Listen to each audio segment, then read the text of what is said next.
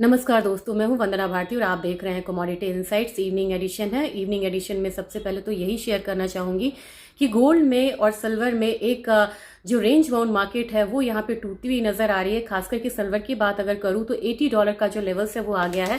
काफी दिनों से इस लेवल को हम चेज कर रहे थे। मैं कह रही थी कि जब तक $80 से ऊपर यहाँ पे ट्रेड नहीं होता है तब तक एक रेंज में ट्रैप रहेगी। अब 80 के बाद क्या, 80 के बाद $83-85 की संभावना बनती हुई नजर आएगी।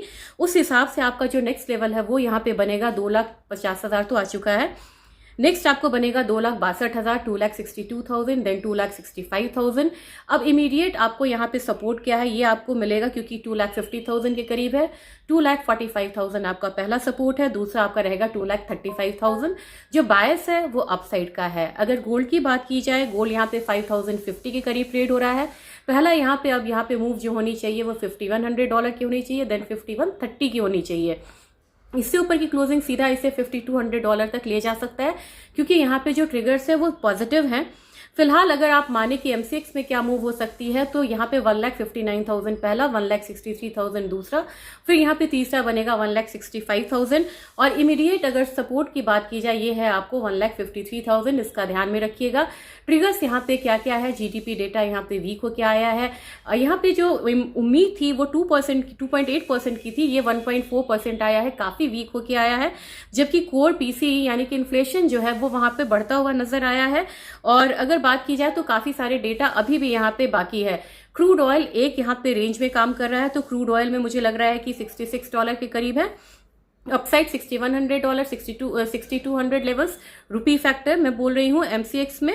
और डाउनसाइड आपको रहना चाहिए 5,900 के करीब। जबकि नेचुरल गैस बिल्कुल रेंज में है तो 280 और 265 लोअर साइड आपको रहना चाहिए। कॉपर में अच्छी मूव आई है, मुझे लग रहा है कि 1180 तक प्राइसेस जाके यहाँ पे रुक सकता है क्योंकि डेटा यहाँ पे कमजोर है। जबकि जिंक की बात की जाए, जिंक मुझे यहाँ पे 327 तक जाता हुआ दिख रहा है। अब बात कर ले यहाँ पे कि क्योंकि आज यहाँ पे आपको कोर्ट का फैसला भी आना है टैरिफ को लेके। अगर कोर्ट इस फैसला को पलटती है और कोई दूसरा उपाय निकल के नहीं आता है तो $6 बिलियन की जो रेवेन्यू है वो बाहर के देशों से आई है यूएस में, वो उसे रीपे करना पड़ सकता है। और मुझे नहीं लग रहा है कि ये रीपे करेंगे, ये बीच का काट लेके जरूर आएंगे। लेकिन अगर कोर्ट अगेंस्ट पे यहाँ पे फैसला देती है तो क्या होगा ये जानना आपके लिए बहुत जरूरी है। ये 1 by 1 रिएक्शन नहीं आएगा। बॉन्ड में हो, इक्विटी में हो यूएस के, चाहे आपको क्रिप्टोज में हो, एक फॉल आएगी। गोल्ड में कायदे से बाइंग आनी चाहिए, सेफ हेवन बाइंग आनी चाहिए। लेकिन अगर मार्जिन कॉल्स की दरकार हुई तो वहां पे इनिशियली एक फॉल आ भी सकता है, लेकिन ओवरऑल सेफ हेवन बाइंग आपको रिटर्न आ सकती है गोल्ड में।